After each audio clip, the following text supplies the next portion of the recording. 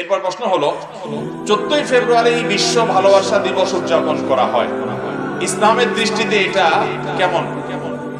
ভাইরা আমার, 14ই ফেব্রুয়ারি এটাকে আমাদের দেশে যে নাম দেওয়া হয় এটা নাকি বিশ্ব ভালোবাসা দিবস, অথচ এই দিবসটা মূলত সেন্ট ভ্যালেন্টাইন্স ডে। 14ই ফেব্রুয়ারি মূলত কি? Saint Valentine's day. সেন্ট মানে কি? সেন্ট বলা হয় ধর্মযাজক, গুরু। খ্রিস্টান ধর্মযাজক সাধারণত তারা তাদের ধর্মের গুরুকে, যাজককে বা আপনার ওই যে পাদ্রীকে, সাধুকে তারা সেন্ট বলে। এখন সেন্ট ভ্যালেন্টাইন্স মানে হলো সাধু ভ্যালেন্টাইন বা খ্রিস্টানদের ধর্মগুরু ভ্যালেন্টাইনের দিবস। মুসলমানের সুলতান পালন করছে, জানেও না এটা কি জিনিসটা। সেন্ট ভ্যালেন্টাইন্স এই ভদ্রলোক আজ থেকে হাজার হাজার বছর আগে, তার ইতিহাস নিয়ে আপনি গুগলে একটু সার্চ দিয়ে দেখেন সেন্ট ভ্যালেন্টাইন্স ডে কি, এর ইতিহাস কি, কোত্থেকে শুরু হলো আপনি সার্চ দিয়ে, আমি দেখছি এত পরিমাণ ঘটনা দেখবেন আপনার মাথা ওলানোর অবস্থা হবে। অনেকে বলেছেন যে তিনি কোন একটা মেয়ের সাথে সম্পর্ক করেছেন, রাজার মেয়ে, সেজন্য তাকে মৃত্যুদণ্ড দেওয়া হয়েছে। এরপর থেকে যারা অবৈধ সম্পর্ক করে সবার জন্য আইকন হিসাবে তাকে বানিয়ে তারা প্রতি বছর এই দিনে তাকে আপনার মৃত্যুদণ্ড দেওয়া হয়েছে, সেজন্য এই দিবসটা পালন করে। অনেকে বলছে তিনি ভালো মানুষ ছিলেন, ডাক্তার ছিলেন, চিকিৎসক ছিলেন, কোন একটা মেয়েকে ট্রিটমেন্ট করতে গিয়ে তার সাথে তার ভালো সম্পর্ক তৈরি হয়ে যায় এবং লোকটা আগে অন্য ধর্ম ছিলেন, খ্রিস্টান হয়েছেন। তখন রোমান আপনার সাম্রাজ্যে খ্রিস্টান হওয়াটা দোষণীয় ছিল, এই জন্য তাকে হত্যা করা হয়েছে। তিনি ওই মেয়েটাকে উদ্দেশ্য করে একটা চিঠি লিখেছেন, সেই চিঠি মেয়েটার কাছে পরে পৌঁছানো হয়েছে। এরপর থেকে এই যে অবৈধ বা বিবাহ বহির্ভূত যে রিলেশন হয়, সেই রিলেশনের জন্য 14 ফেব্রুয়ারি দিনটাকে উদযাপন করা হয়। নানা রকমের কাহিনী আছে দিনকে কেন্দ্র করে, কিন্তু এই ব্যাপারে কোনো সন্দেহ নাই যে 14ই ফেব্রুয়ারিতে কোনো পবিত্র, বৈধ, ভালো এবং আসল ভালোবাসা আদান প্রদান পৃথিবীতে কেউ সাধারণত এই দিনে করে না। আচ্ছা, আমরা আমাদের মাকে ভালোবাসি কি বাসি না? বাবাকে ভালোবাসি না? ভাই বোন একজন আরেকজনকে ভালোবাসি না? প্রতিবেশীকে আমরা ভালোবাসি না? আত্মীয় স্বজনকে ভালোবাসি না? বন্ধু বান্ধব একজনকে ভালোবাসি না? কিন্তু 14 ফেব্রুয়ারিতে কোন ভালোবাসা হয়? কারো অজানা আছে? সব 2 নম্বরটা হয় না? তাহলে বোঝা গেল এই দিনটা হলো 2 নম্বর ভালোবাসার দিন। এই 2 নম্বরটা হলো গলি গালিতে, চিপা চাপায়, ফেসবুকে, ইনবক্সে 2 নম্বর করার দিন। অতএব এটা কোনো পবিত্র মানুষের পবিত্র দিবস হতে পারে ভাইরা আমার।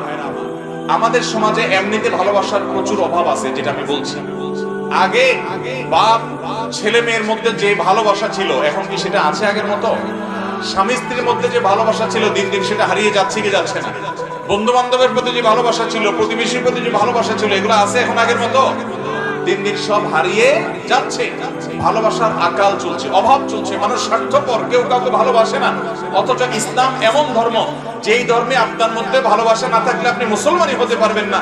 নবী করিম সাল্লাল্লাহু আলাইহি সাল্লাম বলেছেন, লা তুমিনু হাত্তা তাহাবু, তোমরা ততক্ষণ পর্যন্ত ঈমানদারই হতে পারবে না যতক্ষণ পর্যন্ত তোমরা একজন অন্যজনকে ভালো না বাসবা। তাহলে ইসলাম ভালোবাসার কথা বলছে না? বলে নাই। কিন্তু ইসলাম মানুষকে পবিত্র ভালোবাসার কথা বলে। ইসলাম বলে তুমি তোমার আল্লাহকে ভালোবাসো, কারণ তিনি তোমার সৃষ্টিকর্তা, তিনি তোমার রিজিক দাতা, তার কাছে তোমার যেতে হবে ফিরে। তুমি রাসূলকে ভালোবাসো, কারণ তিনি তোমাকে সত্যের পথ দেখিয়ে গেছেন। তুমি তোমার মা বাবাকে ভালোবাসো, কারণ তারা তোমাকে জন্ম দিয়েছেন, গর্ভধারণ করেছেন। তুমি তোমার স্ত্রীকে ভালোবাসো, কারণ তিনি তোমার বৈধ জীবন সঙ্গী। স্ত্রী তার স্বামীকে ভালোবাসবে, সন্তান মা বাপকে ভালোবাসবে, ভাই বোন পরস্পরকে ভালোবাসবে। এই ভালোবাসার কথা ইসলাম বলেছে। এই ভালোবাসা আমাদের সমাজকে সুন্দর করবে, সাংসারিক করবে, আমাদের সম্পর্ককে মজবুত করবে, সুদৃঢ় করবে, পরিবারগুলোকে সুখী করবে। কিন্তু এই সেন্ট ভ্যালেন্টাইন্স ডে তে 14 ফেব্রুয়ারিতে যে তথাকথিত ভালোবাসা হয়, এটা ভালোবাসা না, এটা খারাপ বাসা। এটা আমাদের যুব সমাজের চরিত্রকে নষ্ট করবে, এটা আমাদের যুব সমাজকে প্রতারিত করবে, আমাদের মেয়েদেরকে প্রতারিত করবে, মানুষকে যুবকদেরকে আত্মহত্যার পথে নিয়ে যাবে, মা বাবার অবাধ্য করবে, অসামাজিক করবে, আল্লাহ থেকে দূরে সরাবে। এটা আমাদের সমাজের জন্য কখনো ভালো হতে পারে? অতএব এই অবৈধ ভালোবাসা দিবসকে আমরা বর্জন করবো ইনশাআল্লাহ। এই অবৈধ ভালোবাসা দিবসকে কেন্দ্র করে টেলিভিশনে কোনো প্রোগ্রাম বা ফেসবুক ইত্যাদিতে কোনো আয়োজন দেখলে একজন ঈমানদারের ঈমানের দাবি হলো ঘৃণা ভরে সেটাকে প্রত্যাখ্যান করবে। এবং যারা এটাকে প্রতিষ্ঠিত করতে চায়, যারা আমাদের যুবকদেরকে বলে তোমরা তোমাদের কাছে আসার গল্প শোনাও, আছে না নাই? ক্লোজ আপ, কাছে আসার গল্প। আছে না নাই? এই কাছে আসার গল্প বলতে কোন কাছে আসার গল্প বুঝতে বাকি আছে?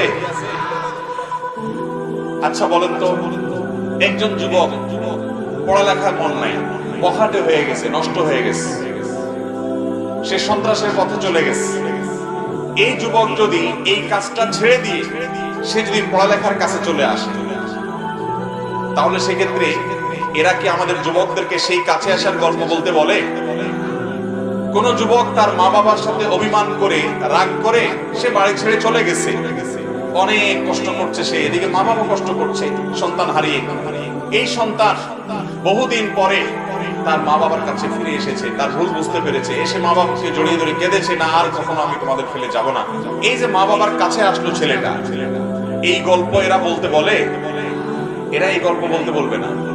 একটা স্বামীর সাথে, একজন স্বামীর সাথে আর স্ত্রীর সম্পর্ক নষ্ট হয়ে গেছে, দূরত্ব তৈরি হয়ে গেছে, 2 মাস 4 মাস কথা নাই, বার্তা নাই, বউ বাবার বাড়িতে চলে গেছে, স্বামী আরেক জায়গায় চলে গেছে, তাদের মধ্যে সম্পর্ক ভালো নাই, তালাক হয় নাই, কিন্তু সম্পর্ক অনেকটা স্টপ, কোনো যোগাযোগ নাই, কথাবার্তা নাই।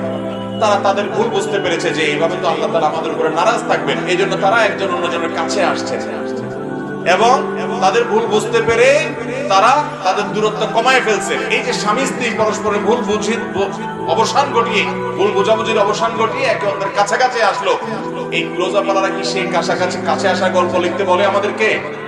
তাহলে এরা কোন কাছে আসার গল্প বলে? সেই কাছে আসার গল্প বলতে বলে যেই কাছে আসার মাধ্যমে মানুষ আল্লাহ থেকে দূরে সরবে, যে কাছে আসার মাধ্যমে মানুষ তার বাবা মা, যুবকরা তার বাবা মা থেকে দূরে সরবে, যে কাছে আসার গল্পের মাধ্যমে সমাজ থেকে সে দূরে সরে যাবে, যে কাছে আসার গল্প রচনা করতে গিয়ে অনেক মেয়েকে সে প্রতারিত করবে, যে কাছে আসার গল্পের মাধ্যমে তার ক্যারিয়ার ধ্বংস হবে, পড়াশোনা শেষ হবে, তার লাইফ নষ্ট হতে পারে, সে বরষ্টামির পথে চলে যেতে পারে, মা বাবার অবাধ্য হতে পারে।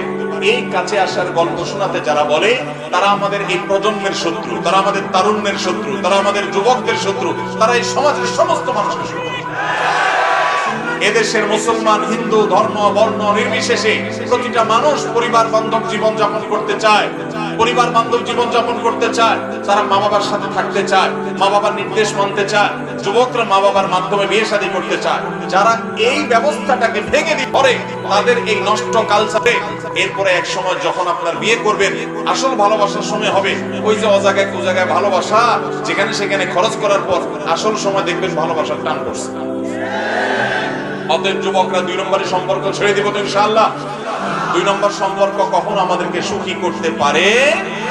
যত বাবা চাচারা আছে এখানে খোঁজ নিয়ে দেখেন, ওনাদের কারোর এই সমস্ত হারাম সম্পর্ক ছিল কিনা? চাচা ছিল?